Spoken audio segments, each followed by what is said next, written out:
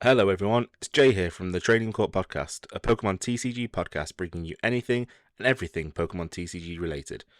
If you are looking for Pokemon TCG competitive decks ready to go, including GLC decks, please head over to pokedex4u.com.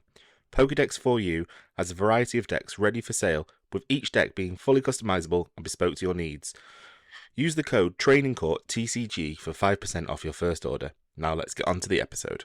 Hello everyone and welcome to the Training Court TCG, a Pokemon TCG podcast about anything and everything Pokemon TCG related. Jay here, and after a long break we have returned and we've got a full lineup and we've got a special guest. This week I'm joined by Al, Andy and Kath. Hey guys. Hiya. Good to be back. And as mentioned, we've got our special guest Matt Byrom. Hi Matt, how you doing? Hi everyone, I'm okay. Good. Bit tired, I can imagine, but we'll talk about that. So for those who don't know Matt, Matt's a Pokemon TCG player. I think we've referenced him many times in the podcast. But for people who don't know him, he made 21st in Liverpool Regionals this year, and he also made top 100 at EUIC, and he has just returned to Japan after competing in the World Championships, hence why he's probably a little bit tired. So thanks for joining me again, everyone. Thanks, obviously, as mentioned beforehand, we had a bit of a break. It wasn't really planned. It was just illnesses, holidays, and just general life got in the way. But we've got the plus side of that is we've got plenty to talk about. So as customary, as usual with our guests, we're going to probably start by just basic interrogation you to death, Matt. So I always start with the most boring question is, how long have you played Pokemon TCG and how did you get into it?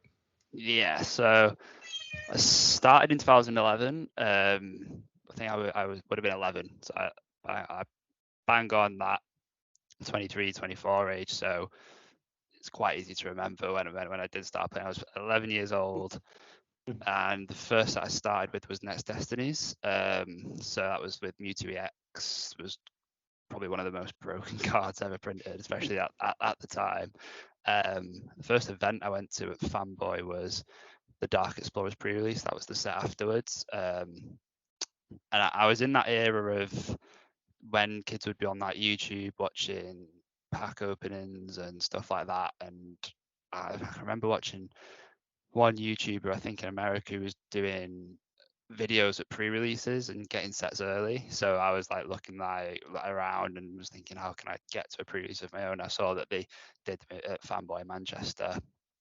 My mum took me to that one, and I started going every week from there. And I think Ollie as well. I think he went. There was a city championships 2 weeks after, which I also went to, and that was his first event. So we, even though our age gap's a bit different, he started going around the same time as me, which is crazy. Our player IDs are like 6 or 7 digits away from each other, which is just it's a crazy story. Oh, definitely. Yeah, I think we've mentioned Ollie in the podcast as well. Yeah. I think he's just come back from Japan with you as well, so I can imagine. Yeah, he's pretty tired as well. Okay, so then we're going to open up the room to some questions. So I'm going to go to Al first, if that's all right.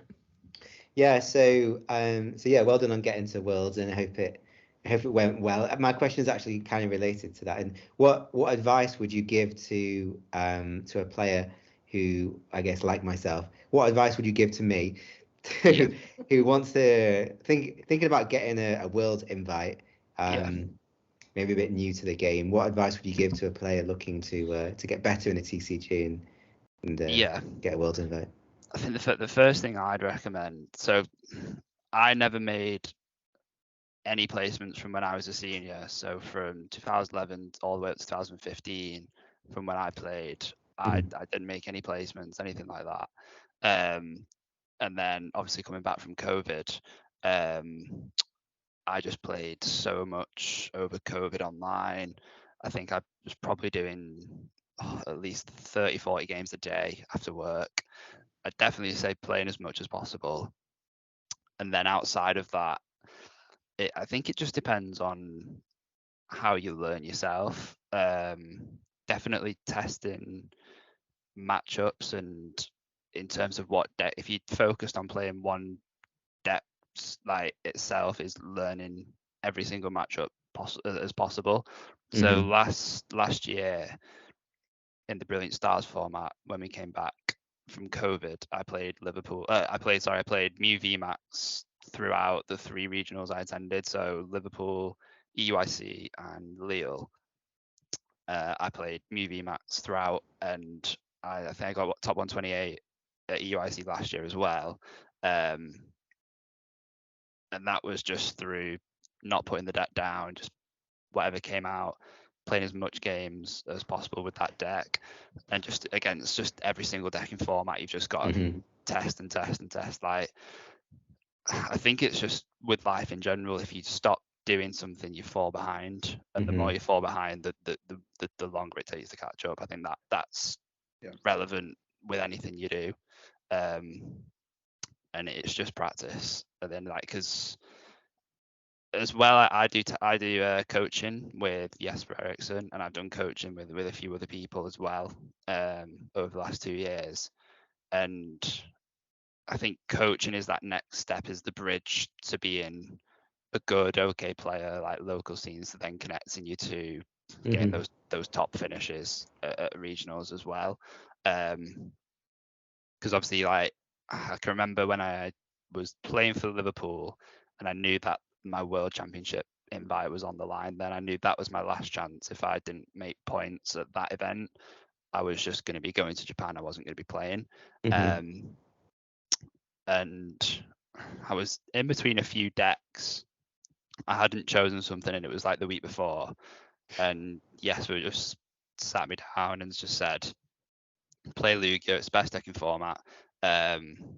Didn't give me his list, but we made amendments that were sort of aligned to what he was playing the deck as, but also my sort of play style.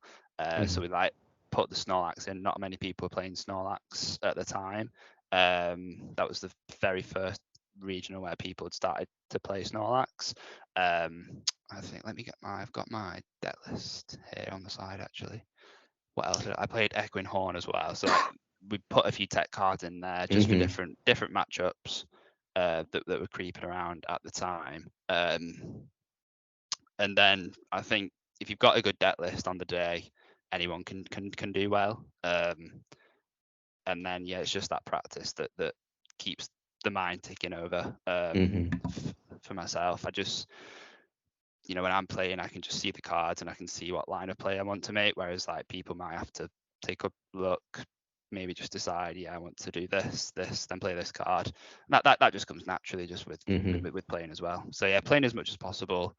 And if you wanted to look into coaching and if you think it's a good idea for you, I think that's also a second step. It's actually funny you said that about Jesper Eriksson, because Jay and I both had coaching from I've had 2 sessions with him now. He's great. He's really good. He's amazing. He's fantastic.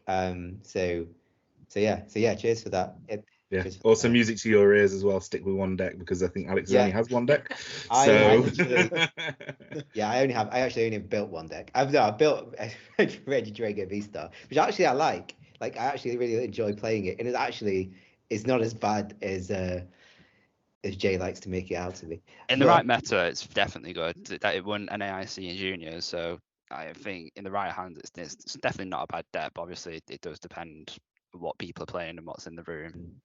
Yeah, because I think I'm not, because I'm playing a challenge at the end of the month, and by that time Charizard EX will be valid. Everyone. And I've been playing with Charizard EX, and I always beat Gardevoirs and Mews now, because you can just Pidgey up for a boss every turn.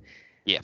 And I like to play Gardevoir, and I don't want to play against Charizard EXs.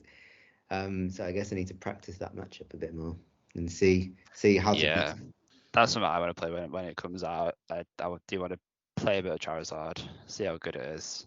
I've not even looked at anything yet, but I just that Pidgeot and Charizard something I want to look at. I was going to say, I think Pidgeot EX just makes every deck good, especially if you're playing a rare candy. Well, only if you're playing rare candy. I don't think you can just slot it into Lost Box. I think something like Chempao will benefit, obviously. Chempao, as well. Go for Chempao. Yeah. No, brilliant. Andy, Kath, questions? Ladies first. No, you can go. Oh, okay. What's your favourite format since you played? It is 2013.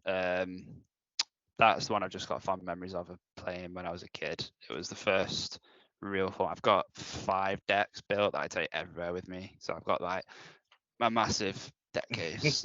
I have it everywhere. Like if you ever come to Fanboy and I've got it on me, it'll always be in there. Yeah. We could play some games. It's such a fun format. And I could build the decks with the actual cards, but I don't want to riffle and play with the actual cards. I just print them out, turn some cards backwards, and then just slide them in. But yeah, it's not the best format. It's just EXs, 2 prizes. It's got N in the format. Yeah. It's just a load of fun. Hypnotoxic It's Laser. nostalgia, isn't it? What's as your well? favourite set from that format? That's a tough one. I'd say it's probably Plasma Freeze, which has wasn't the first plasma set that had the Lugia EX. It's the one that has like the Deoxys, the Thunderous. It was the first. That's when the first actual plasma deck came out with Deoxys and Thunderous and Kieran. Then that was the set before Nationals came. So I went to my first Nationals that year as a senior. That was in Birmingham, and that was the last set to come out before that event. And everyone was playing Plasma. That's all I remember at that event. Everyone was playing Plasma, Darkrai, like just those sorts of cards. I just like. I've still got a lot of the full arts that I have, like Darkrai, Mewtwo, Deoxys. I've just bought a Keldeo and a Lugia in Japan. They were quite good priced. And there's a few more I need to pick up, but yeah, it's definitely 2013. 100%. But I like playing a lot of them, to be fair. A lot of the older formats I do build, 'cause I think that's another good way to learn to play the game, is playing other formats with other cards, because it just builds your skill level just in terms of just different card interactions. And I always find, even though some of the cards might not be legal, some of the plays are similar, even though we're in a different format. And it just helps you to view how to play the game and how to maneuver your prize mapping and all that sort of stuff. It's just a fun way to just kill times. Like when we landed in London yesterday, me and Callum just played just loads of old format games for 3 hours just in Weatherspoons, just while we were waiting for the flight. Yeah, that was really fun. And do you prefer how it's gone back to the slower game now with the stage 2s and? No, because it's hard to say, because it's still even quite though young, isn't it, from the change of, there's still 3 prizes. There's still, even though the game's gone slower, but there is still paceness in the game. I still feel if you miss a turn and you miss a knockout, you require a lot to catch back up. You really punish. Yeah. Whereas that's the difference, I think, between Iono and N. And I think Iono is just so powerful in the fact that you can have game in hand and you're shuffling your hand to put it to the bottom, whereas N just shuffled the deck and you could still have a chance to draw into it. But the cards going to the bottom of the deck is just so much more powerful, because you not only have to reshuffle the deck and like have the deck shuffled to then start drawing again to give yourself that chance to get into the card you need. If you're going down to 1 or 2 cards, it's just very difficult to do that, obviously. Any question? What's been like the favourite card that you've played with, like the number I've ever played with? Oh, I would say Mew. I'd say it's probably Mew, just because even though I've got all that nostalgia for playing back in the day, it's not like I was young and I was a senior. It's not, I didn't play as much as I play now, and I think the deck that I've played with the most recently is Mew.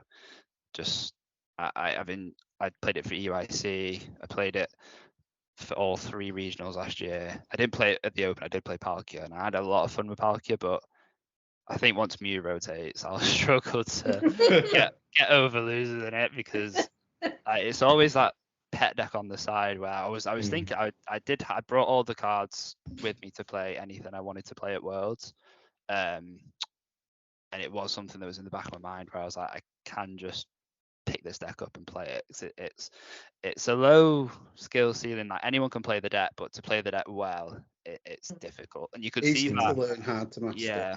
Yeah, you could see that in the finals. Like I don't think Vance played perfectly, and especially in those last 3 turns, he didn't play his hands optimally. But obviously that's, he's playing the world's finals on stream. You're gonna make mistakes. It's difficult, but the deck to play to its top potential is not easy at all. So I'd probably say Mew. Yeah. And what do you think of the new Mew that's coming in 151?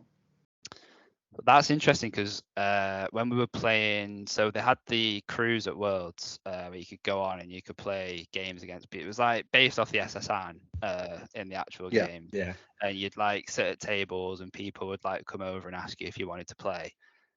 And this Mew was in like every deck. Like you can play it in Lugia because it's colorless attack. Yeah. Being able to copy any attack on an active Pokemon is just insanely broken.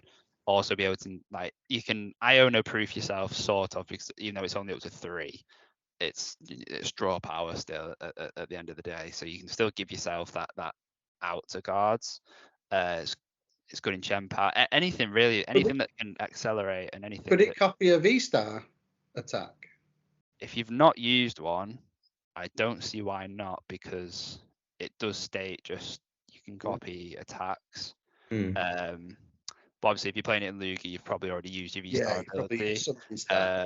But I'd say if you played it in Chien-Pao and you've not used your Arceus or your Palkia V-Star ability, I don't see why you couldn't. And obviously, then it just depends what V-Stars there are to copy. I was thinking like Giratina. Yeah, that's true. Yeah, I think you could, but I don't know if you have to meet. You'd have to meet the requirements. For the Lost Zone. Yeah. What other V-Star attacks are there? Moisture Star. That's an ability. That's an ability. That's an ability. Of course it is. Yeah, I'm trying to think. What attacks. Shaman's got one. Yeah, Zero V-Star. You could copy 64 times. Yeah. You're well acquainted with that one. Interesting. Fortunately, yeah. Okay, so just carrying on with a couple more questions from myself. Obviously, we've touched on the fact that you've been to Worlds. How was it? Because obviously, from our perspective, being back in I'd say I know you guys were in Greece for a bit, and then I think you got back. Was it you got back the weekend of it? Sorry. So from our perspective, from the UK, there was a lot of people complaining. There was a lot of there was issues. I think one of the main issues was the Pokemon Center, and a lot of content creators who went out there got access very early to the Pokemon Center, to the point where they got things that obviously sold out before competitors and even the public, etc., could get in. And also, I saw that the lines that I think Andrew Mahone of Tricky Jim, he posted 4.5 for registration in the heat as well. Speaking to yourself, speaking to Chris and Sean, who are out at the moment, they're just saying it's phenomenal out there, but the heat is something else. So how was it from, before we talk about the competing side, how was it from your side in terms of obviously logistics and the organization side from Pokemon? So interestingly enough, when I flew back on Monday, we got on the flight, we flew direct from Tokyo to London, and me and Callum weren't sat together for this flight. We were sat together going out, but we weren't sat together coming back. So there was someone sat next to me, and just politeness, I was just like, I'm going to be sat next to this person for the next 14 hours. I should probably just, if I have to go to the toilet, I can at least have a conversation with something. Of course. I turned around to him and said, "Oh, have you done this flight before?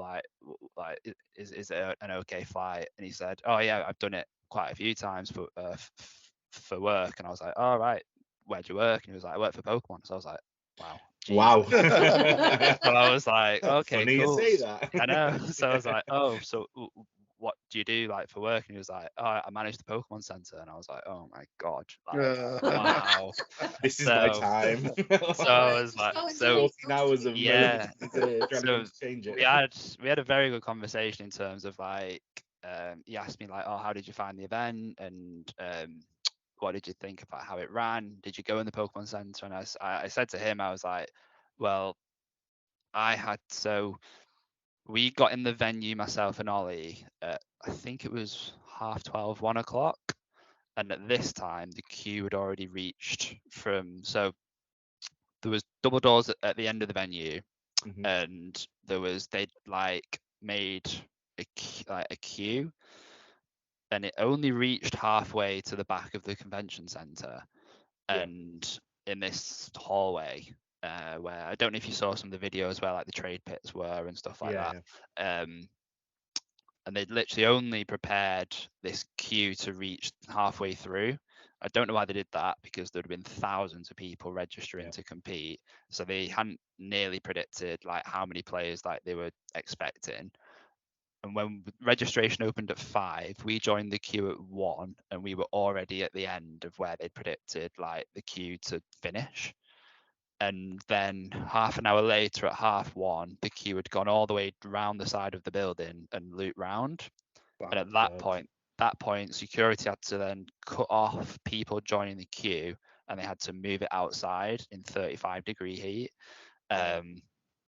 So we sat down in this queue, which wasn't too bad. We had me, Ollie, friend Andrew, and then some of the Belgian lot who I'm friends with. There was about 6 or 7 of us just sat in the queue playing games and just talking things through. So it went by quite quickly. It wasn't the worst thing. It wasn't ideal. So obviously I had to spend 4 hours of my time in Japan queuing to make sure, because I obviously wanted to make sure we got in the Pokemon Center, which we did. So, but then, so doors were supposed to open at 5 for check-in. They opened them half an hour early at 4:30. And as the doors opened and people went through a bit, everyone just flooded forward. This queue which had formed just went to nothing. Everyone just ran. Like a crush. Yeah, literally like dangerous. Crushed. Yeah, very dangerous. So that was something else that they hadn't anticipated for. Luckily the queue did go down quite quickly, so I think it probably took us half an hour to check in, get the backpack, get the promos, that sort of thing. So we then probably got in the Pokemon Center at around 6 o'clock, and at that time I think the dice had sold out, but there was then like the dice had sold out and good size jerseys and jumpers. There was no bomber jackets, no backpacks or anything. That's expected though, because the backpacks, they don't make many. The bomber jackets, I don't think there'd have been many. So things like that would have probably sold out. So that was our experience of check-in, which wasn't like good at all. And I know people didn't even bother to go to check-in. They checked in the day after, like in the morning, because they just couldn't be bothered. And then there was reports of like they were sold out of so that when competitors were checking in, they didn't have enough bags, they didn't have enough they didn't have enough passes. Competitors. So I saw that on Twitter as well. I don't think they'd run out. I think they just hadn't made them up. They just hadn't got them to the venue, so they were waiting for them to get there. It's not like they don't know how many people are turning up. Exactly, yeah. So I think people were told, oh, you'll have to come back tomorrow to collect your backpack and that sort of thing, which obviously again isn't ideal. It's kind of similar in Liverpool, wasn't it? Because we were meant to, we were told to get early for registration for Liverpool. We did, and then we were stood around for an hour because we should have essentially gone and got your swag, but they hadn't been delivered to the venue yet, so we had to then obviously wait, and then during lunch break, etc. But yeah, I've seen obviously reports. I don't understand personally from my side. I don't understand how Pokemon don't anticipate this. They know how busy it's going to be, how popular it's going to be. They've had to have lottery systems for the Pokemon Center. They've had to have lottery systems for the spectators. You know, I think you can anticipate it, and it just seems to be unfortunately a common denominator, the fact that this happens more regularly than not. And I think as well, I don't think letting influencers in early and to get them helped as well, because again, whilst I appreciate the influencers, to be 100% honest, the influencers probably helped spread the game during COVID, you know, the openings, etc. There's people, you know, look at Leonhardt, PokeRev, you know, all those people who have made their careers now just opening packs, but realistically the game is aimed at people like us, actual competitors, and we kind of, you know, it kind of almost like we're second thought. We thought the same at EUIC, didn't we? It was frustrating when, like, at London we had to drop to go to the Pokemon Centre, and then we're going to let competitors in early before we open. Oh, but actually that's going to be after everyone's cleared the shelves out of everything else. What's the point? That's something I said to the guy I met on the flight was like, it's something I don't agree with is obviously these people getting early access because they've got enough money to obviously get in there and buy stuff themselves. Like I understand them maybe being in early to obviously get the chance to video things because obviously they need the content for their channels because that's what pushes out a bit of reach. But I don't think they should be giving them free gifts of everything in the store because that's just counterproductive. Like, and that's something I don't agree with. Social media culture of like these people have that reach and have the money to buy the stuff. Why should you give it to them for free anyway? And you know they're buying 2 of everything. For free. Stuff was limited, so I know that the Pikachu deck, the die, all that stuff was ticketed, so they wouldn't have been able to get that. And then even the playmats and stuff was limited to 1 person on the day, but then they had like the USA exclusive ones, so like the Wave mat and the Espeon and Umbreon blue and white mat, stuff like that. People could go in and buy 5, and you had people like with bags of. There was a lot of stock of them. To be fair, they were stocked every day. That's something the guy admitted to me, was like, we had so much stock, we actually were able to let people buy 5 because there was that much of it. I think the problem because we did experience that at EUIC, as Kath mentioned, we dropped because firstly I wasn't doing very well, but secondly I was. You were, I was, exactly. But secondly, we thought this is our only chance to get to the Pokemon Centre. So we went and we were managed to get in, and you know, as competitors, we wanted the play mat. You know, I know we got a play mat for a competitor play mat. I get that, but you know, like we did want a play mat, and they were completely sold out. You know, completely sold out, and we were lucky enough to speak to the floor manager, who literally took pity on us after us begging him, and he went in the back and got 3 because I mean, this is the thing, I think they have enough stock to probably facilitate that, but they can only allocate a certain amount of stock per day. It looked dodgy though when he brought him out. He was like in a box. He was just like open trying to hide. There you go. It shouldn't be like that though, but unfortunately, I think he said to me, this guy, like they learned a lot from Worlds and in EUIC. And I was like, well, I'm not surprised because they were like absolutely horrendous. A dog show. But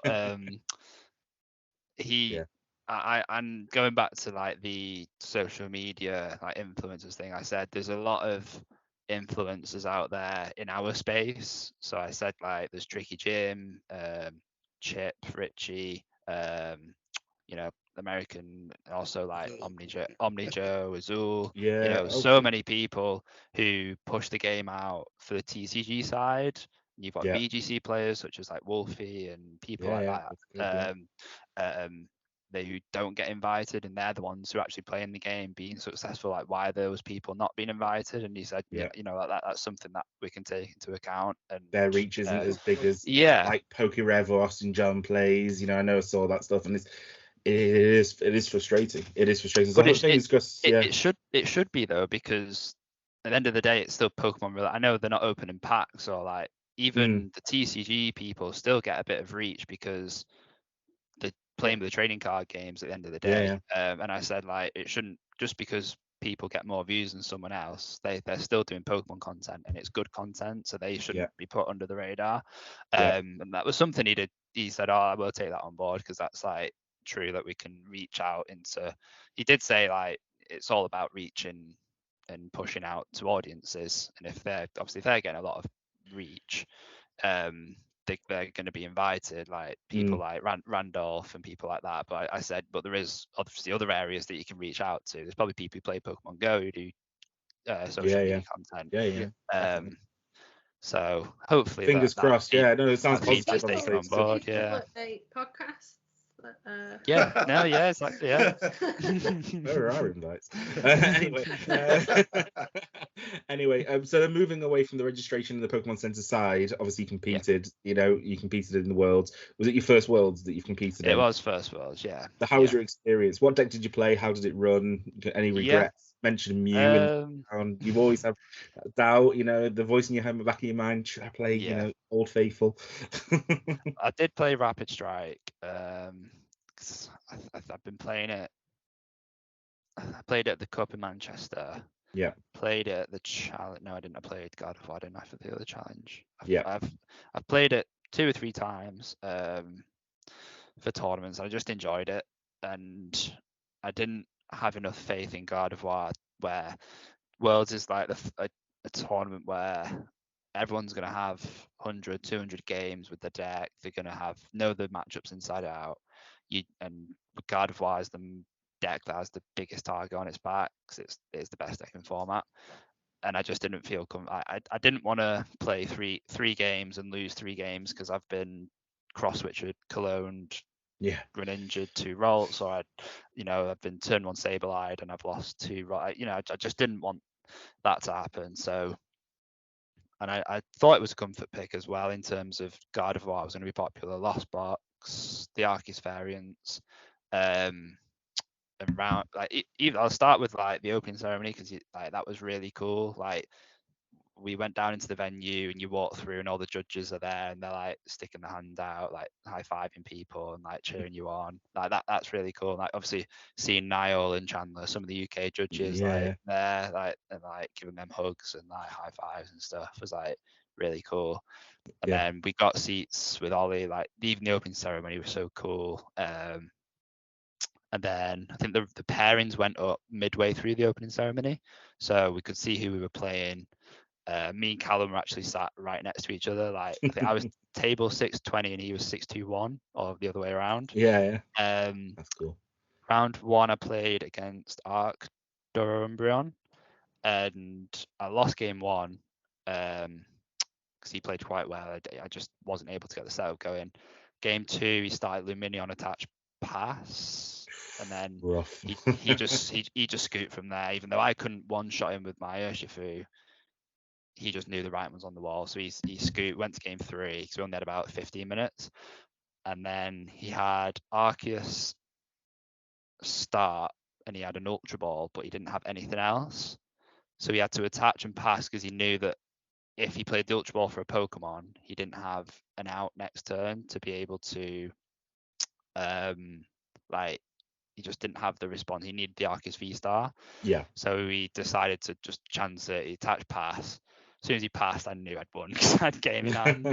I'd started Urshifu. I had the Forest Seal. I had the Forest for the Rapid Strike Energy, and I had Melanie and Water in hand, so I could Melanie the Water on, and then I just 100 Furious kicks to knock it out. But that was quite cool. I've been in that position. For me, it's Manaphy Pass. I've had Manaphy Pass so many times. It's rough. It is rough. I think I played a lot of good players on the day. I played a Japanese guy who made day 2. I played Jesse Parker, who tests with Andrew Mahone, and he's on some of his streams. They were all playing Miraidon, and that was a really good game. He said that was the best game he played like all day, which was quite nice of him to say. I've got my Pokestats up here. I played Tai Nguyen, who is a German player, and he made top 8 EUIC last year when he played Sylveon VMAX. He was playing God of War. And I played like Australia and 2 Argentinian players. But then I was 4-2 going into round 7, so I needed to win 2 more to play it against day 2. And I matched the mirror in round 7 and lost the coin flip. Ooh. So from there, if he sets up in game 1, I just scooped, went to game 2. And if I don't brick, or if I don't whiff turn 2 attack, like, it should be my game, but I whiff turn 2 attack off a research and didn't hit a VMAX or anything. So I said, I'm just going to scoop. I can't be bothered playing it. I was like, good luck in the last match. And he made day 2 as well, to be fair. So played 2 players made day 2. Jesse's like obviously a really good player, makes worlds most years. Played some good players. It was a really good experience, really cool experience as well. Just being in that bubble of like playing in the tournament and, you know, like knowing a lot of the UK players now, like just going out to people and say, oh, like what record are you? Are you still in it? Like just talking to people. It's such a cool experience. Just being there. It's like being at a regional. It's just multinational. It's completely on steroids. Yeah, no, it sounds amazing. Obviously, we watched it back at home. So talking about the actual World Championships itself, as we mentioned before, Vance Kelly won it. So Fusion Mew VMAX has finally taken a title. It's the World Championship deck for this season. I'm sure she predicted it, you know. Probably, yeah. I'm pretty sure. Did someone write it down? No.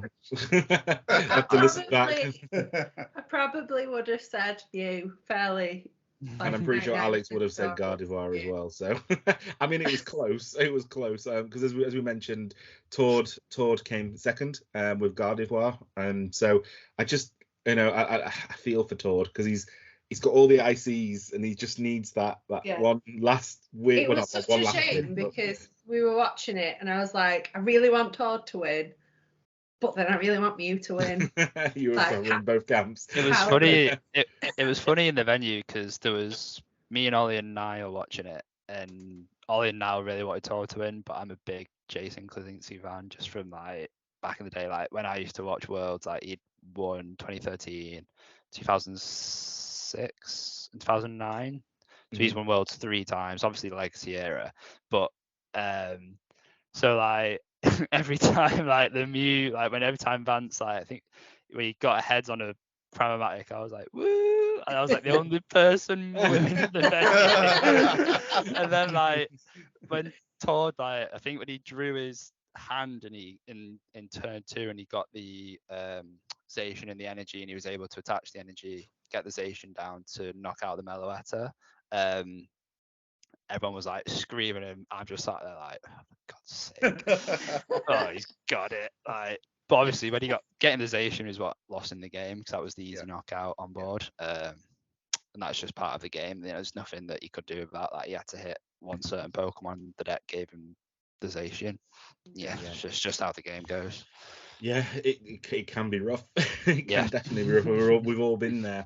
But it was good. I mean, when you actually look at the World Championships, you know, when we went to the World Championships, we went to London obviously as spectators before we'd only just started playing at that point. And we looked, you know, at the players playing. Realistically, we knew the big names. You know, we knew Azul. We know obviously Joe wasn't playing because he was casting. You know, we knew Isaiah Bradner. We knew some of the big names. But then, you know, when the final actually came down to it, all the big names were out. Really, it was that, you know, Andre Skubal, we didn't know him beforehand, and the same it was Daichi as well. Whereas this year actually seems that a lot of the big names did quite well. Because like I said, obviously Tord came second, Michael Pramawat came third playing Lost Zone Tina, and then Azul himself came fourth playing again Fusion Mew. Apparently the Azul and Vance played each other in the semis, and it was a very close game. I think loads of people crowded around. Obviously, you know, for us when we were watching before we'd gone to actual tournaments ourselves, you looked at it and you just thought of this stage and you thought, you know, you're watching people, but only one game was actually played. When you actually saw, I actually saw photos of these little tables where the mats barely fit. And then just loads of people crowding around because it's a massive game. Crazy. It's mad. And then obviously, you know, we've got people like Cyrus Davis, obviously a regional champion. She came in the top 10 playing Palkia. I watched one of her games, phenomenal. Palkia just did really well, you know, with just no Baxcalibur, just Chempao. And then obviously we've got people like Alex Szymanski, Andrew Mahone, like you mentioned, he came in the top 24. Just loads of, it was, like I said, it was stacked. It was really, really good. But actually looking at the initial stats that came out, we were really surprised, really, because if we were going to ask anyone what was going to be the best decking format, what was the most popular deck, to us it would be a toss up between Guardi or Lost Box, basically. Yeah. However, the stats came out on day one, and 15% of players, it's 102 decks played Lugia V-Star, which was the most played deck in day one. Followed closely. All faithful. Well, yeah. Followed closely by Gardevoir EX, that played 98 decks. And then Lost Zone Tina was 92 decks, so at 13%. Lost Zone Box, I assume that includes all variants.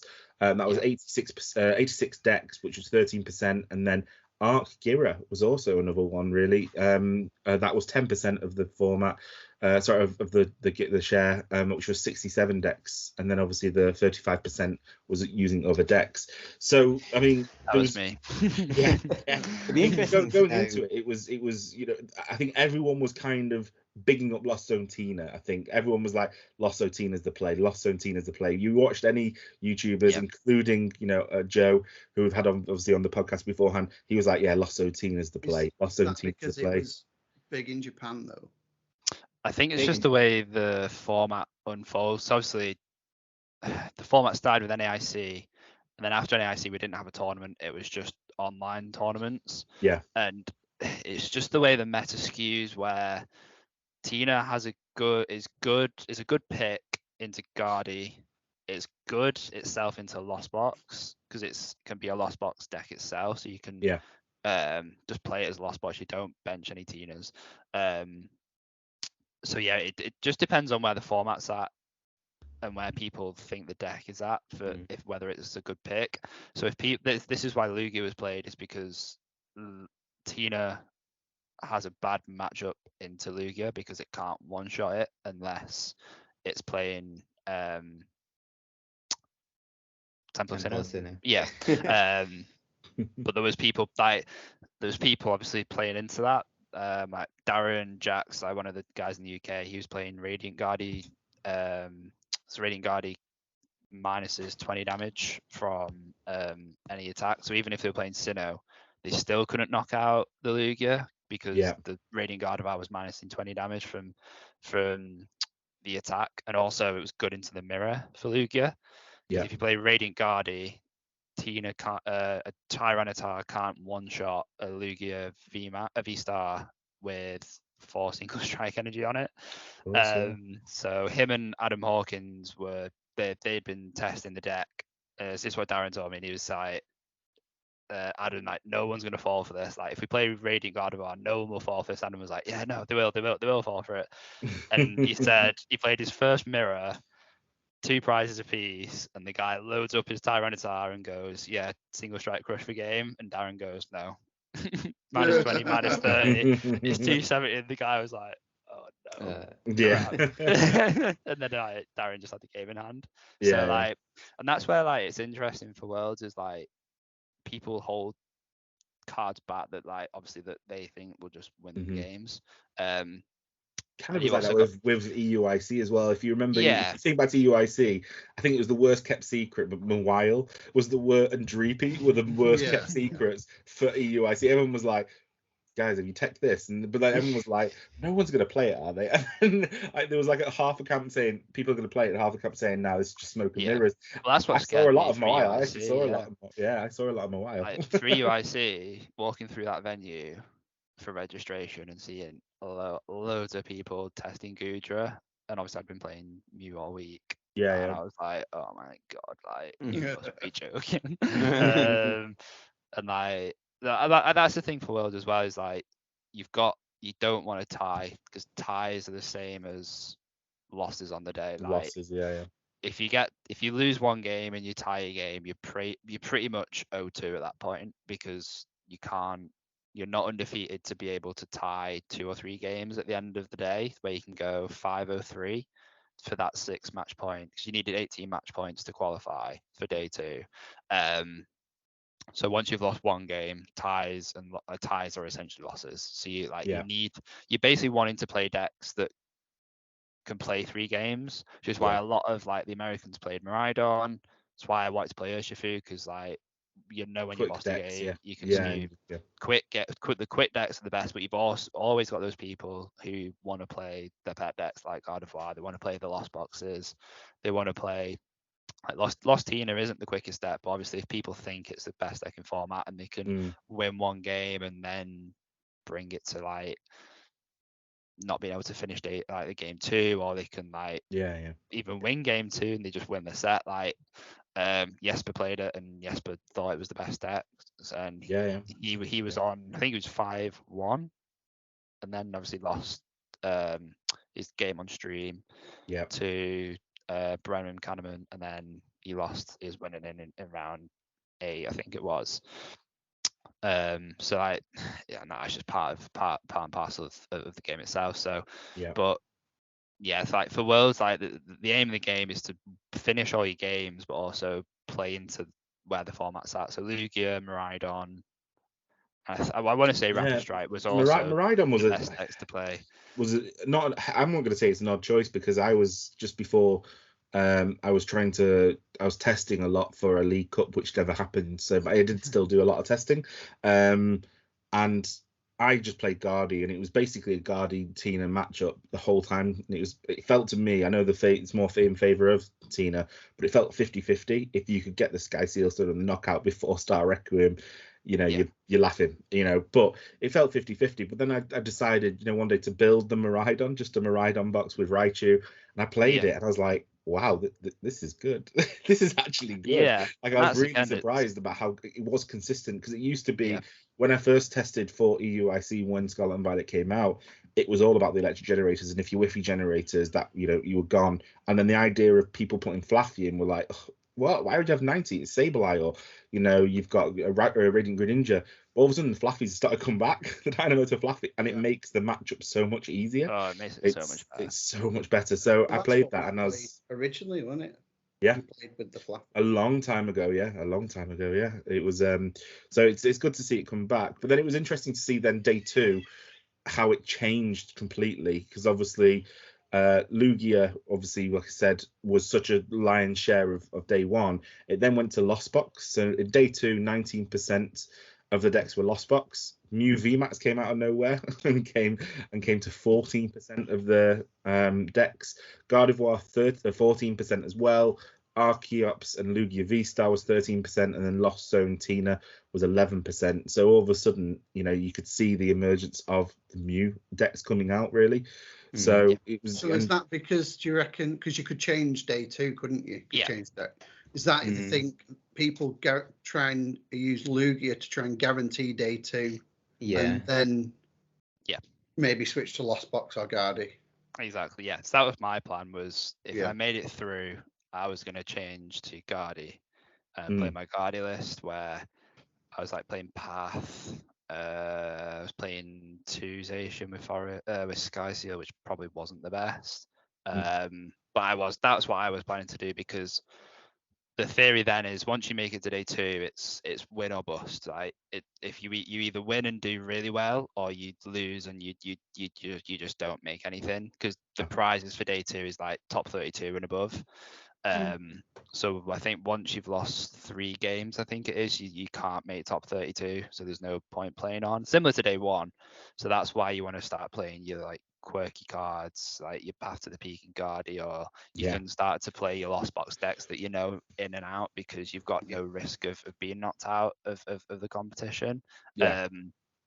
And you're playing against better players. Like there is a difference between the caliber of players in day 1 and day 2. There isn't much, but there definitely is a noticeable difference. And it like I would be nervous going into a day 2 competition for Worlds, just because you're guaranteed. You could play Tord 1 round, you can then go and play Premawat the round after, and then you can go and play like Daichi. Like, honestly, it's great. But on the other hand, you've got to be good, confident in yourself, and you've got to be good enough to get there. Yeah. Oh, definitely, durability, definitely. And it's Pokemon at the end of the day. Like, anything can happen. You can play against the best player in the world, and then they do it. Like, I still always think back to poor Ian Robb at NAIC on stream in the finals, game 3, and he just I still think back to that, and it's just, you know, like, I mean, we've spoken a lot, Matt, about this beforehand. You know, it does take, obviously, like you said, prize mapping. You're looking at the state of the board, etc. But there is a massive element of luck. There is just a massive element of luck as well, you know, and that's the game. The game is reducing that element of randomness and how much you can reduce that to get into the card you need to get. That's why, but then you can get punished by doing that and thinning. By if you were to like play an Ultra Ball to thin a card out the deck, and you were to check what your next card was, and it was a card you needed to win. You have to shuffle it away, and then there's nothing you can do about that. But that's just a game, and like you're correct in doing what you were doing, but then it was there, and then you can play your research, and then you whiff it, because I've had that happen loads of times, like unprecedented amount of times. There's nothing you can do about it. You just got to move on to the next game.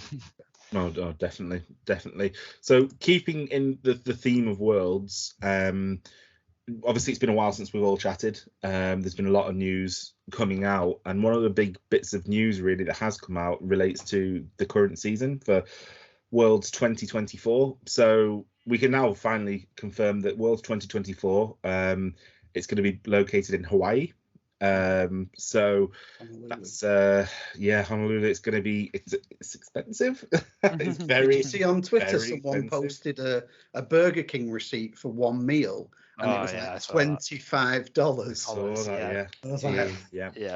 It's very expensive to get there as well. It's so far away. You know, I know I was hoping for somewhere in Europe, to be honest, because I thought Paldea, you know, it's based on Spain. I know Spain have the gambling laws, so maybe somewhere Mediterranean that they can do something. I don't know. Italy. Italy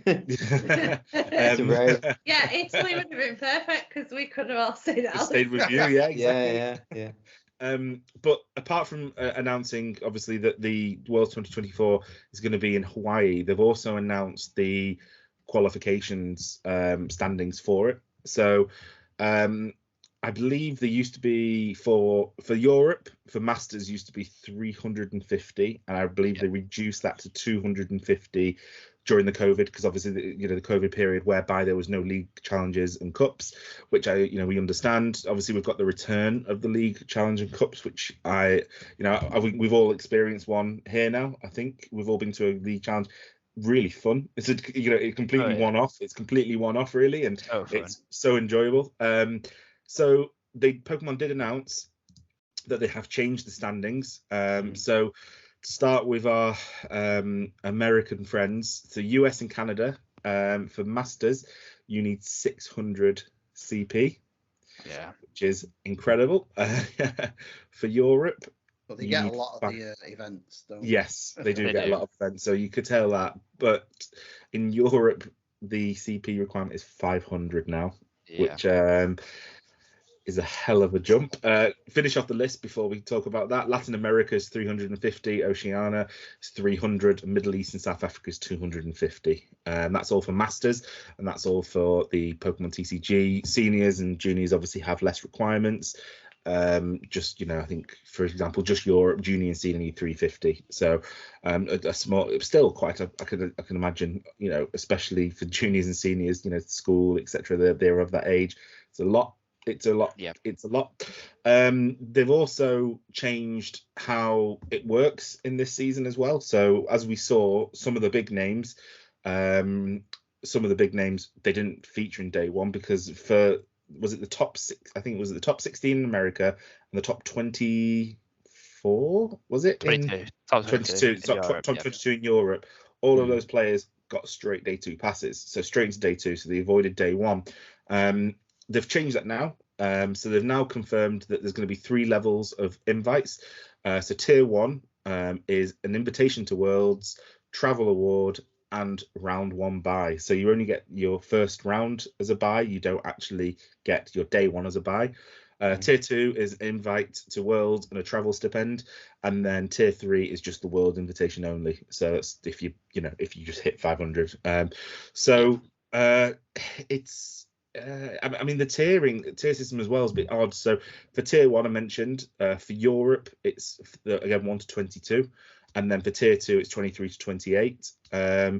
For US and Canada, it's 1 to 16th place. And then for tier 2, it's 17th to 22nd. Latin America is 1 to 12. And then tier 2, 13 to 16.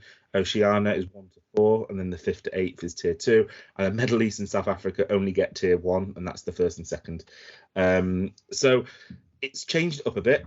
A lot of people have been up in arms about it. And it's not about the travel or it's not about the round one or the day one buy. It's about how high the actual point requirement's gone. Now they've also changed. You've got people on the other hand who are saying that it's fair because it should be should be reserved for the best of the best. Well, I mean, we're gonna go into that in a second because they've also changed the best finish limits as well. So they've got best finish limits. I believe it used to be, again, Matt, you're gonna have to confirm. Was it 8 shared between cups and challenges? So what they used to do was every quarter you'd have 2 finishes. So I know Niall, for example, he I think it was 2017 when he got, or 2017-2018 when he got his invite. He was like storming cups with God of War. He was getting loads of top 8s, top 4s, seconds, but only 2 of those finishes counted for his invite. Whereas then they changed it to a top 8, an 8 best finish limit throughout the whole season, which is like what it is now, but it's 6. Whereas then whatever your finishes are throughout the season, it's your best 8 finishes that count towards your invite, which is how it should be, because it's a nightmare having to travel to constant cups like in a quarter because you've not done well at 2 or 3 of them and you're chasing those finishes. It stops it becoming like a pay to play. You can get to all these events and you can play and you're half decent. Problem is, I think that's what they've made it with regionals and ICs though, which is the other problem. Yeah. So now it's 6, isn't it? So 6 you're best for the whole season. So if you can get top 6, if you can win 6 challenges and 6 cups in the first 2 months of the season, you're done. You just need to worry about regionals. But then it also gives people then a chance at the end to try and catch up, which obviously helped a lot of people go to Worlds. So obviously, I mean, I'm going to hark back to the question that Alex asked you probably at the start, Matt, was, how would a new player look at going to Worlds? And in my mind, and again, this is very biased, my mind is have loads of money to go to international championships because it's if you pay to go to these events, you can probably get to Worlds. So whilst I know that Andy mentioned, obviously, one of the arguments is it should be the best of the best, I agree. But I can imagine a lot of really good players are going to miss out on Worlds invites because they can't do all the regionals, they can't go to the ICs, they can't go to the special events. I mean, we're talking, we talked about it ourselves. We're all going to Liverpool, and I know EUIC's not been confirmed, but I think we're all pretty sure it's London. Yeah. So we think maybe we can go to EUIC, we can go to London. I've been playing challenges and cups. I looked at with Chris, who's in Japan at the moment as well, Chris Marley. We looked at flights to Poland for the Poland. Absolute fortune. There's no direct. I think there was no direct flights as well. You have to fly to Warsaw and then get a train. Correct. Yeah. We looked at Lille. And we thought we've probably got to travel to Brussels to then drive over, or we take the 7-hour trip. Or we take the 7-hour trip down from Manchester, northwest where we're based, to Dover. I've done that trip. We drove to London instead of doing the train, and whilst it wasn't too bad, I was knackered at the end of it. I was shattered at the end of it. I drove last year. Yeah, exactly. And it's Barcelona. I mean, how expensive is Barcelona? I think we were speaking about it when it got announced. I think it's probably cheaper to go to LAIC than it is to probably go to Barcelona, which is scary. And you look at the points for the regionals that you need to get to, and you don't get many points from regionals. You can probably focus more on cups and get more points at cups than you can at regionals. But obviously they've got the best finish limit, and that's what really, really struggles. So for someone like me, who I wanted to try and, I've been very open. I wanted to try and get to a Worlds next year.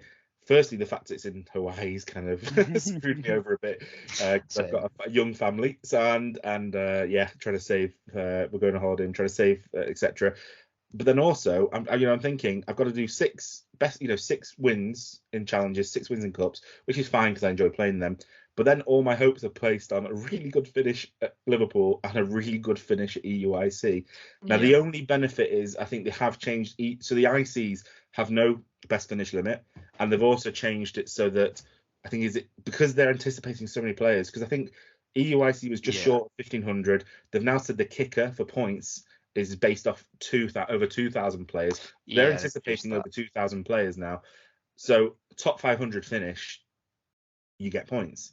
Yeah. Now I think that might be achievable for us. I think we could potentially achieve a top 500. I know it sounds, but there's so many good players out there.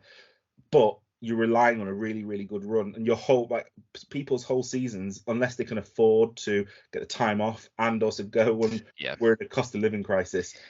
Yeah. All that for your whole bases and worlds. So I don't think it's the best of the best. I think it's who can afford it. Yeah, I guess what they need to do is focus on the local regionals and the local tournaments and the things that people, because that's why they do the regionals in all the different places, so everyone can get to one that's near to them. We can get to Liverpool, and we can get to, people in Europe can get to Spain easily.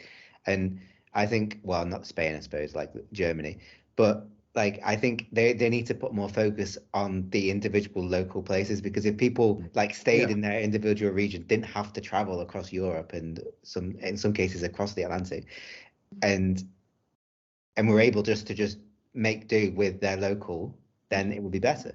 So do you think they should offer maybe a first place local win? You get 3 points, 5 points, something like that.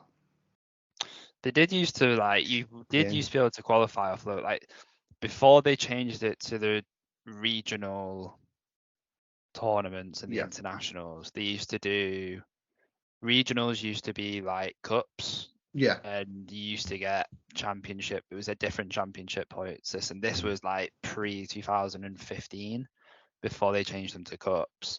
So you used to have regionals, battle roads, and then nationals, and there weren't many people who would qualify, and these were the years that Worlds was in Hawaii, so everyone's got this nostalgia of Worlds being in Hawaii, but where it's going to be this year is completely different to where it used to be. It used to be held in the Hilton on one of the smaller islands, whereas now it's going to be held in one of the convention centers in the main island. I don't know what the island's called. So Honolulu, yeah. There's different ways to approach this. I myself am not going to go for it this year because I won't be able to afford it at all. I've got adult stuff to do this year, buying a house, that sort of thing, and I just get married. That's a bad way, but that's secondary. If you were to win 6 cups and 6 challenges, that's 390 points. 390, yeah. And if you took my finishes from this year, where I bubbled Lille, but say I got then those Lille points, that's 40 points. Got Liverpool points, that's 60. Say I didn't get my UIC finish, I'm still 10 points short, which is I think that's 2 regional finishes. And you used to be, I know people who've qualified before from just League Cups, and that's when the points was 250. You used to be able to do it. And I think the fact that Worlds is in Hawaii, they want less people going. That's why they've put it so high. But then that makes it for people who really do want to go every year and push themselves to go every year are going to be spending a hell of a lot of money going to all these events. I was planning on going to LAIC if it was in a different location, if it was in Europe or if it was in somewhere in America. I was thinking it was going to be in New York personally, and if it was in New York, that would have been perfect for me. It would have been fine. And I was planning on doing LAIC, but now I'm thinking I might just save up a load of my money and just go and do NAIC this year and just experience that, because apparently that's just another event itself. That's just incredible. And again, it's going to be bigger this year. I think this year is going to be bigger. Like I said, anticipating I think was it 1700, just 1800. I think it was 2,000 people last year, wasn't it? I'm pretty sure it was just under 2,000, and that's why they've brought the kicker in, because they're expecting probably over 2,000. I wouldn't be surprised if we see, with the how popular the game is, probably 2,500 people at NAIC. I think we easily could. Yeah, definitely. But so it's just frustrating because I thought this season was the one I was like, right, we spectated in Worlds, missed out on Worlds this year because we weren't really playing competitively, and I just thought, do you know what, next season I really want to go for it, and I've got CP on the board, I've earned my first CP ever, and then I'm like, just a kick in the teeth for the 500, and then the moment it was announced Hawaii, I was like, right, well, that's just my dream this year, not realistic. You got to be realistic, and it's a shame because a lot of good players. There's a lot of good players that are going to miss out. I think our friend Jamie T. Turner, another Jamie, he kind of hit the nail on the head. He was, he's a really good player. He won't be able to go. That was before it was even announced that it was. He was really looking forward to Hawaii. playing. He was really looking forward to playing, going to different events, and then all of a sudden they just announced it was 500, and he was just like shot down. I was like, no, I'm not. Do you reckon they'll reduce it? Because we've had this talk, like a few of us, and I think they have to at some point. Like it happened this year where we got to EUIC going into Malmo, and before EUIC, and there was like 15 people qualified in the UK. There was not many people qualified at all. That was everywhere, and I think they realised we're gonna have to like reduce this, and that was at that. I think probably we'll get to February or March and they'll see how many people qualify. But then as well, it's in Hawaii, and I think they want it really, really exclusive. Yeah. I think we talked about that as well, didn't we? Sorry, because they've changed it to people who win regionals now get an automatic invite, which is nice. We spoke about it a while ago that when Piper Lapine won her regional, we were she won 2 regionals. She was like, she's not even qualified for Worlds. How stupid is that? We couldn't even believe it. So in a big event, you should definitely qualify. And there are people 100%. Who out there who will chase those tiers because it's financially rewarding. Like I said, it's especially Hawaii. If people in Europe can chase those tiers and they win regionals, all of a sudden you've got people winning regionals. They're getting all the points. They've already got their invite, but they're getting points and they're accumulating more and more points, which should be then I don't see them trickling down to other people because they're getting the lion's share and because they're getting the tiers. So I think they might do something, but I still think Hawaii is just too far. I think they have to change the money that's in the game as well. I think they have to change the prize money that people are getting because I think when I got money from Liverpool, so top 32 was only $250, and then it gets taxed on its way into the UK. That's like 15%, and then it gets converted into English currency. So you lose even more. I think I ended up with 150 quid at the end of it, which is like for going all that way through. I think I finished 9 wins, 3 losses, 2 ties. I think I was. Because the idea is, I guess, you use that to get to Worlds. Like the people that win the regionals and do well at regionals, they accumulate the money to help that money. Yeah, definitely. And I think they should change the structure of tournaments. I think once tournaments get to a certain size, like EUIC should have been 2. I think it was EUIC 2 pods. I don't think it was podded. I don't think it was 2 separate tournaments. The Open was. NAIC should have been 2 different pods, and it wasn't, and it is every year usually. I think they should, once tournaments hit a certain cap, they should split them into 2 pods, and then whoever makes that day 2, 18, 19 match point, whatever the kicker is, they all then get moved into the same tournament in day 2. And I also think it should go to top 16 cut now, because you can go 6-2-1 day 1, and you can go flawlessly you can get 4 wins 1 tie, and you can still bubble, which is you can have a perfect day 2 and still bubble and come 9th, 10th. Is that's where I think it needs to go down to top 16 now. When we get into those bigger tournaments, because top 8 is just harsh. Did that happen to Phil this year? Maybe they used to do top 16 cuts back in the day. Like nationals used to be top 16 and worlds used to be top 16, and even has been top 32 at times. And I think even top 32 would be okay. You'd definitely see a lot less people. You'd see a lot more different people winning tournaments. You wouldn't see the same people like Tord winning 3 or 4 regionals a year, or people winning back-to-back regionals, that sort of thing. And I think that's healthy for the game as well. I think there's a lot of things they need to look at, and I think definitely they'll reduce that championship point. cat. Talking of Phil, did you see he was noted as a notable person? I did. I showed him actually. He just lost round 3. And he was like 0-3, and I was like, oh, like, how you doing? He was like, oh, I just lost. I was like, it's all right. Look at this picture. You're on the. I felt guilty because he was dead set on playing Lost Box, and then he was pretty much, when I was speaking to him when we tested before you went, he was like, I'm pretty sure you know this runs, I know it. And then I played him, and then I beat him, and he wasn't too happy. I'm not going to take the responsibility for his loss, but sorry, Andy, what were you going to say? Sorry. Can't remember now. Sorry for you up. But yeah. So obviously, congratulations to everyone. It must have been a phenomenal experience being in Japan. Yeah.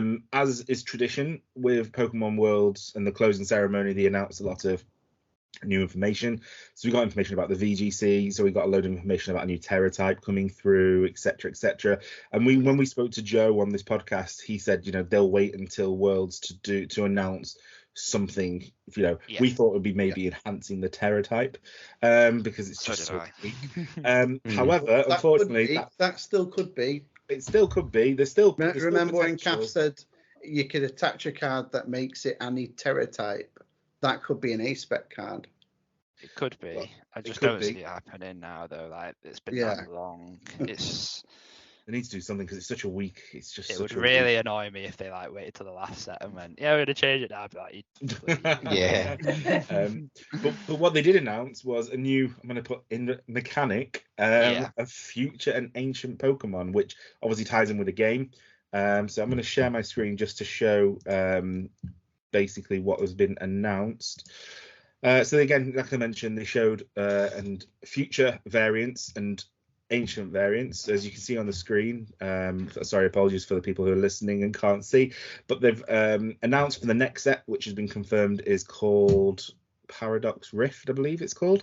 Paradox Rift. So that's going to be coming out in November for America and Europe, and it's part of Raging Surf, which I think we've spoken about before on the podcast. I think Raging Surf culminates into this. So obviously they've got Iron Valiant EX, so a basic psychic Pokemon, future Pokemon, so it's got that nice shiny future tag at the top. Is it a mechanic? It's not really a mechanic, is it? It's just basically a tag. It reminds me of the Ultra Beasts when they did the Ultra Beasts. It's just a tag, isn't it? What it reminds me of is Single Strike and Rapid Strike. Yeah, it's going to be the same as that. I want to flip my keyboard because it's just so lazy. I did think there will be item cards that, like, if you got, like we were talking about it yesterday actually, like Iscan. Iscan, they tried it with Hisuian, didn't they? When they brought all these Hisuian forms in, they were like, Iscan, you can do this if you've got Hisuian in the name. It's like, no one plays Hisuian. The only Hisuian card anyone plays with a title in is Heavy Ball. And that's the only card that anyone ever plays. So I wonder if they are going to go that way. And if it is rapid fusion strategy, it's lazy. But Iron Valiant, again, 2 prizer, weak to steel. It's got ability, Tachyon Bits. Once during your turn, when this Pokemon moves from your bench to the active spot, you may put 2 damage counters on one of your opponent's Pokemon. And then for 2 psychic and 1 colorless, Laser Blade, 200 damage. During your next turn, this Pokemon can't attack. 2 retreat costs. Yeah.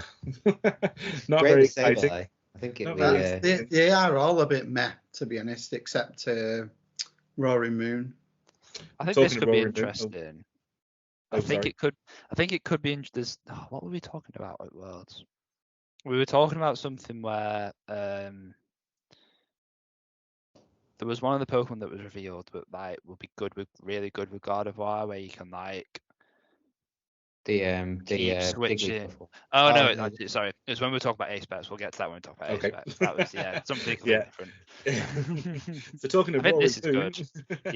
It's a dark type Pokemon, Roaring Moon EX, ancient type Pokemon. It's one of my favorite designs from the new games, to be fair.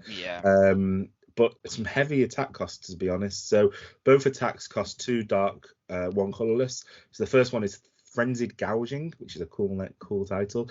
Knock out your opponent's active Pokemon. If your opponent's active Pokemon is knocked out in this way, this Pokemon does 200 damage to itself. So that's quite interesting.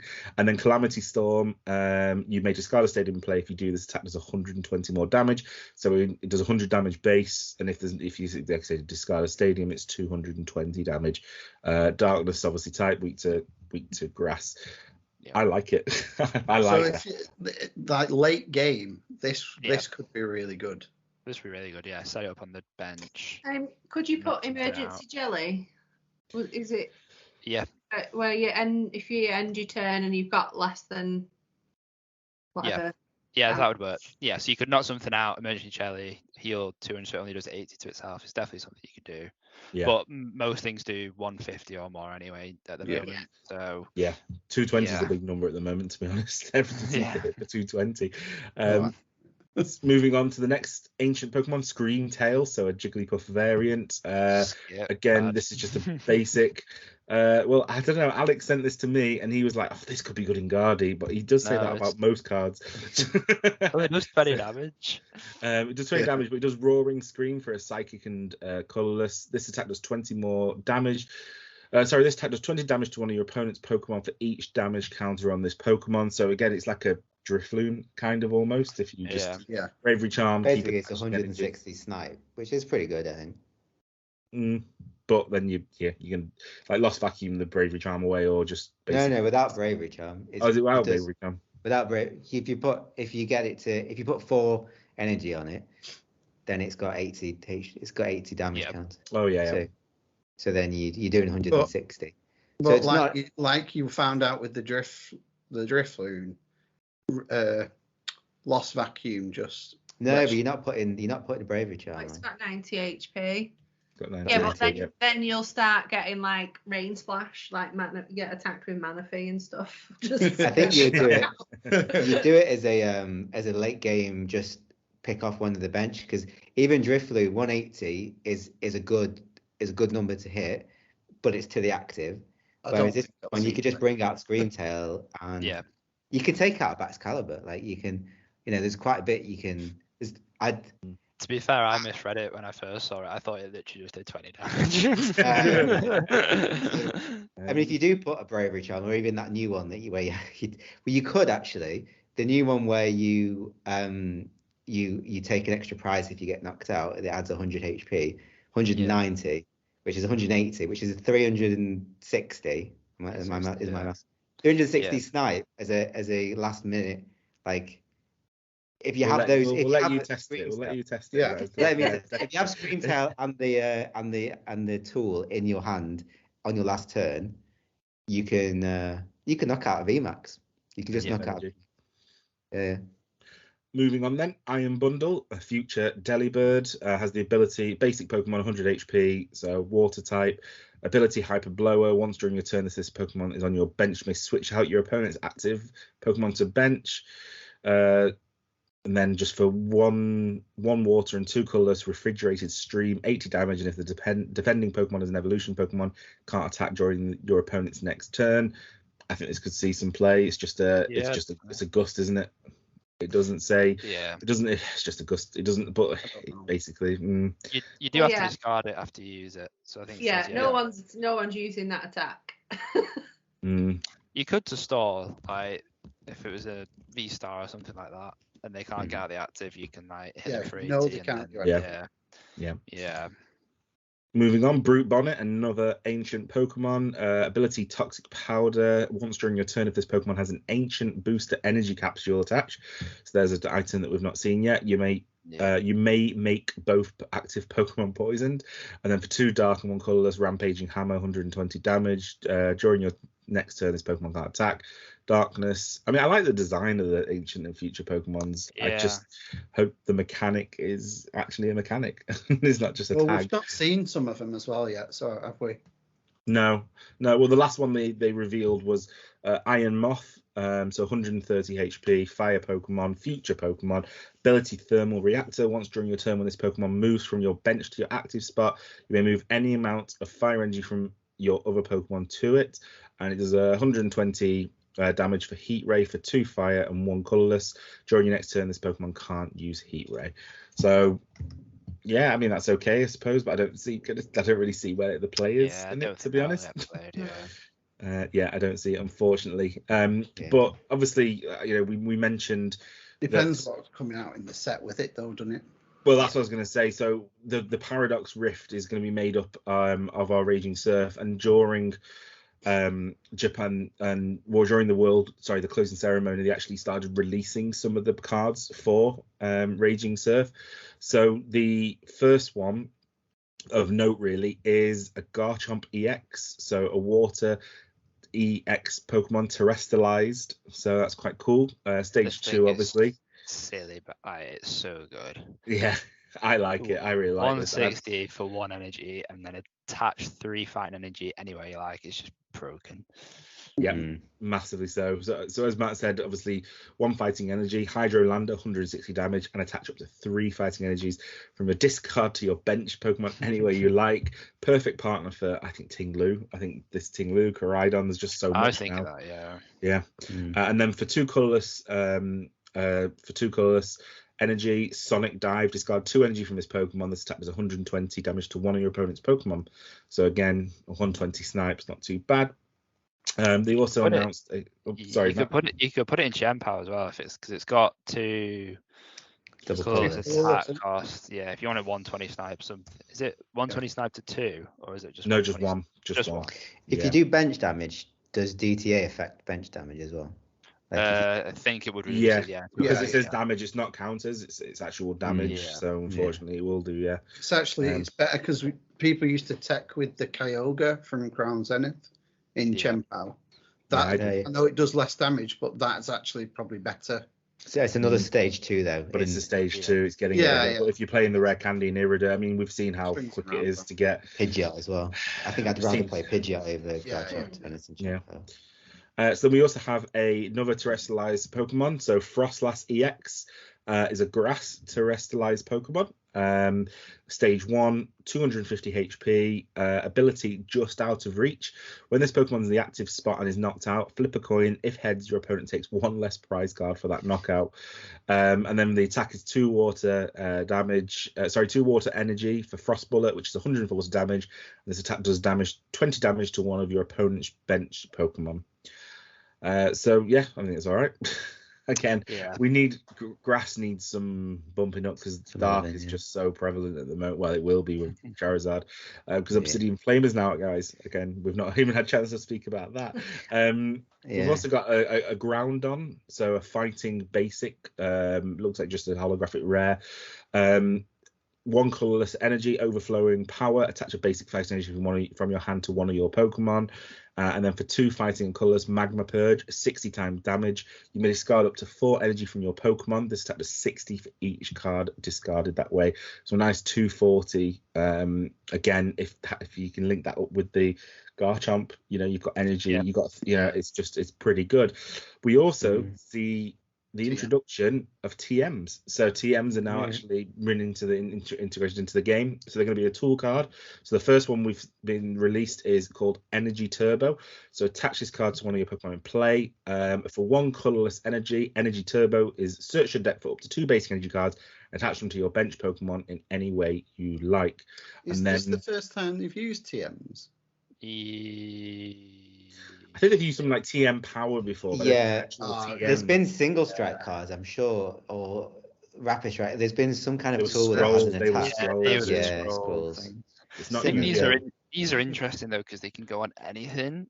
It just makes I think they can make it really interesting. Where if you have like a card like the first one where you can attach basic energy cards anywhere, it's like you can just put an engine into a deck by just attaching a TM card. Just one colorless, and then we've also got Sneak Attack. Again, this is for 3 colorless energy, Sneak Attack. This attack does 100 damage to one of your opponent's Pokemon with any damage counters on it. will this? I don't know. It's very much reminds me of Forest and Earth and Sealstone, where Forest saw all the play in Earth and just doesn't get any play at all. So I think obviously Energy Turbo is going to be played, like you said, you can make an engine out of it. I don't think this is going to see much play, unfortunately. Probably not. And then we've got a couple of trainers as well. So Rika is a new supporter. Look at the top 4 cards of your deck, put 2 of them in your hand, and shuffle the other 2 cards and put them at the bottom of your deck. And then we've got Larry, who's I think a fan favorite in the game. Yeah. We all love flip Larry. a coin. Flip a coin. If heads, search your deck for 2 Pokemon, put them in your hand. If tails, search for your deck for a basic Pokemon, put it in your hand, then shuffle your deck. Yeah. That's good, actually. Yeah, I don't know. It's good, and I don't think so personally. Not for a support. If it was an item, I was gonna say, because it's your support for turn. Yeah. You've got Capturing Aroma, haven't you? You've got Capturing Aroma. Well. Yeah, such a shame, but I can imagine his artwork, the secret art rare, is going to be pretty good. It'd be good if it was it was like Clara, where it's like do one or both or something like that, just to make like a supporter a bit more powerful than what would be normally an item card. I don't think it's good enough because it's if you flip tails, you're literally playing Capture and Aroma.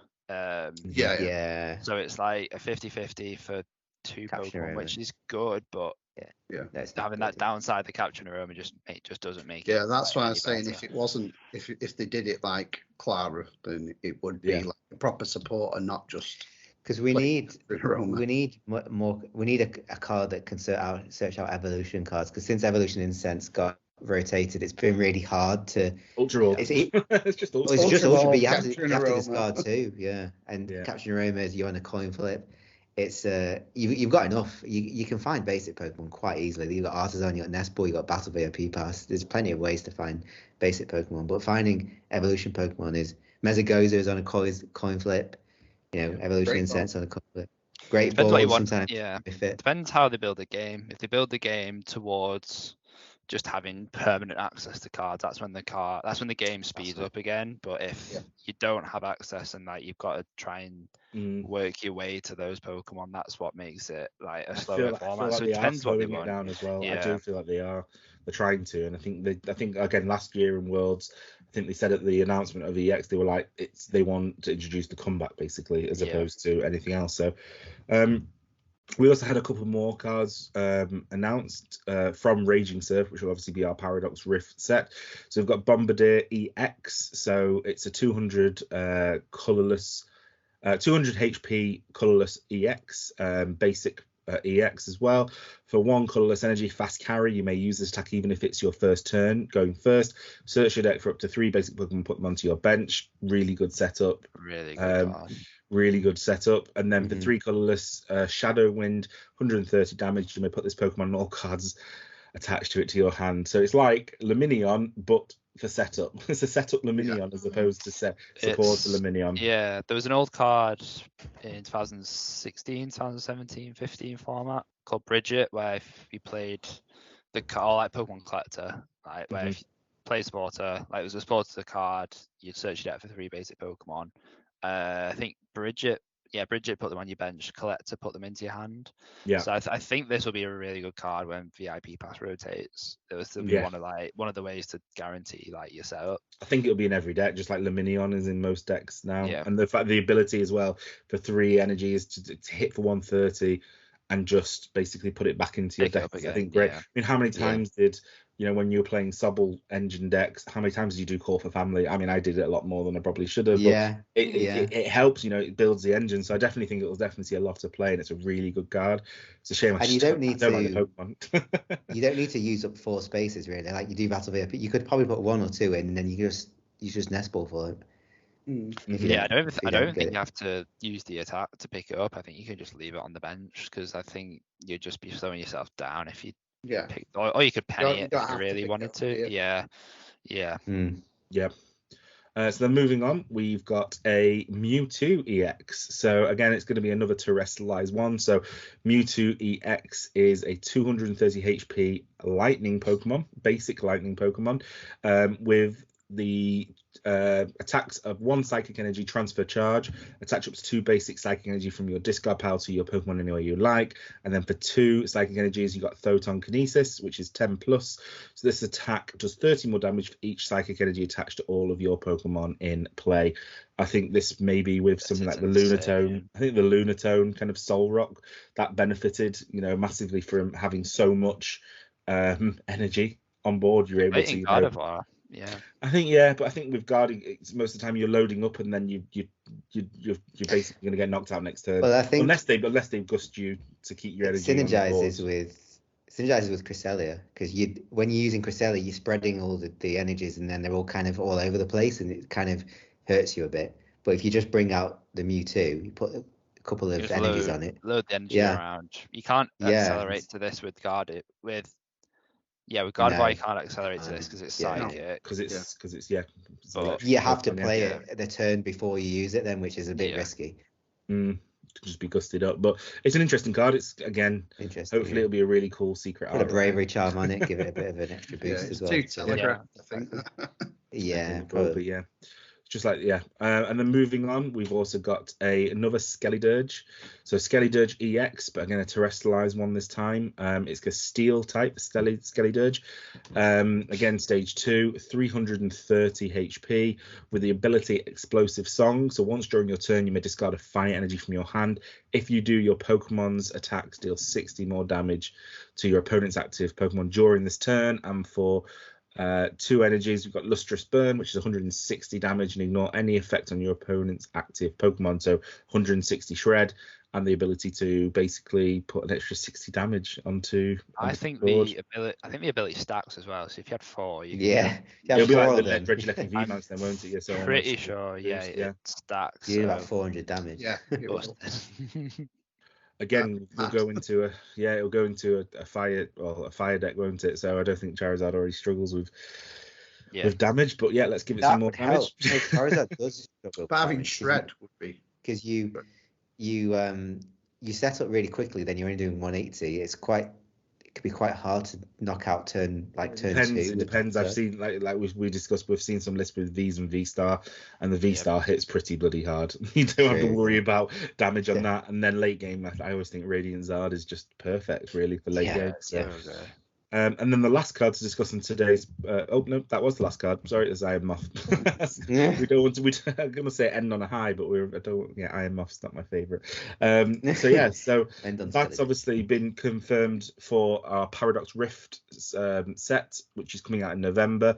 It just feels like an abundance of releases at the moment. Like I said, We've got Obsidian Flames officially out now. It becomes legal next week in the standard format, and then we've got 151 next month, which will be in a couple of weeks' time, and then November. We're looking to November for Paradox Rift. So it's insane. Yeah, it really is, and I'm interested to see how the meta changes.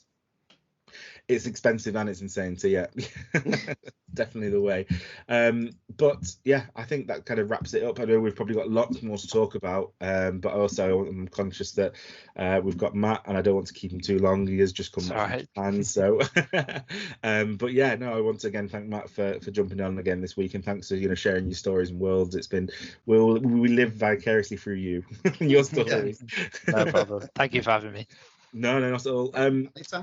We also, did miss out, again, we talked about it beforehand, the return of A-Spec. So apart from just the mechanics of the Ancient and Future, they also announced that A-Spec is to return in 2024. Matt, you mentioned, A-Spec, you're aware of A-Spec cards. Can you just give us a brief rundown of their overview of why I think it's going to be a change to the meta? I just hope they don't make them like they did when they first came out. Because when they first released, there was Computer Search was released in Boundaries Cross. That was the first set they came out in, and then Dowsing Machine was released in the second set. And then after that, they were pretty much the only A-Specs that were played because they were like just gate kept the rest of them. Because Computer Search, being able to search your deck for one card is just like, it's just an insane. It's broken. And then you also had junk hunt in that format, so you could junk hunt it back with Sableye, which is stupid. And then people also played Dowsing Machine, which was like junk arm, item finder. So you'd discard 2 from your hand, and you could get any trainer from your discard back into your hand. So yeah, computer search was searching the deck, Dowsing Machine was searching the discard pile, and I think if they don't print those 2 but print others, then it won't be so bad, because the others really gate kept. Like there was Master Ball, Gold Potion, I think healed 120. That was seen in a few decks. Scramble Switch and Life Dew were 2 of the ones that I remember were probably the next most played, as well as Scoop Up Cyclone. Scoop Up Cyclone was literally just pick your Pokemon up with all the cards attached to it.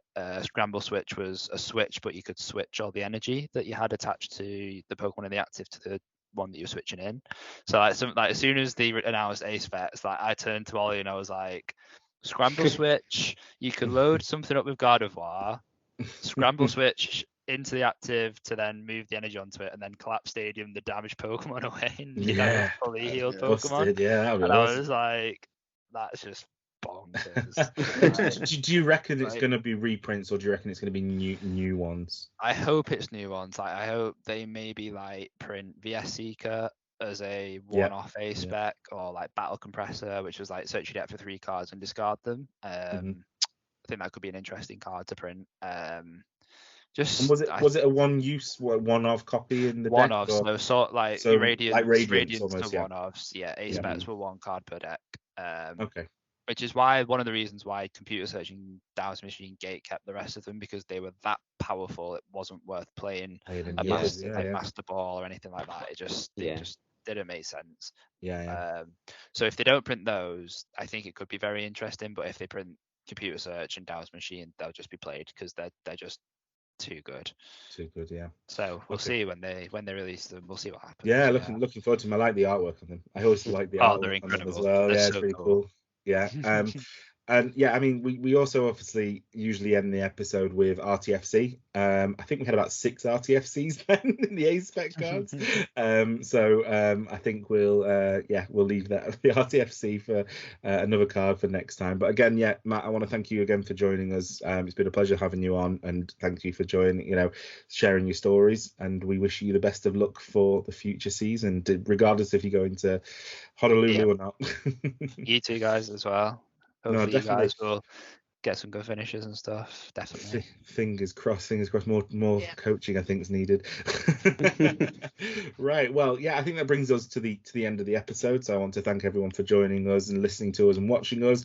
Apologies again for the slight delay in release of episodes. Again, I think I'm on holiday again actually, so I'm not sure if there'll be a slight delay again, or if we're going to carry on recording, but we'll obviously let you know on all our socials. That's a good little segue. So if you want to follow us on our socials, we have a Twitter account which is at Training Court, and we also have an Instagram account which is at Training Court TCG. The best place to watch us is on our YouTube channel. So if you go to youtube.com/Training Court TCG, or just type in Training Court TCG, you'll find us. Please like, subscribe, and look at all our videos. If you want to listen to us, we are on Podbean, which is the trainingcourt.podbean.com, or alternatively, you can listen to us on Apple iTunes podcasts by typing in Training Court TCG, and the same for Spotify. Matt, if people want to contact you and follow your journey through the Pokemon TCG, can you let us know your socials? I think my Twitter, I mainly use Twitter for Pokemon. It's at Matthew Byrom 18. I'm pretty sure. We'll link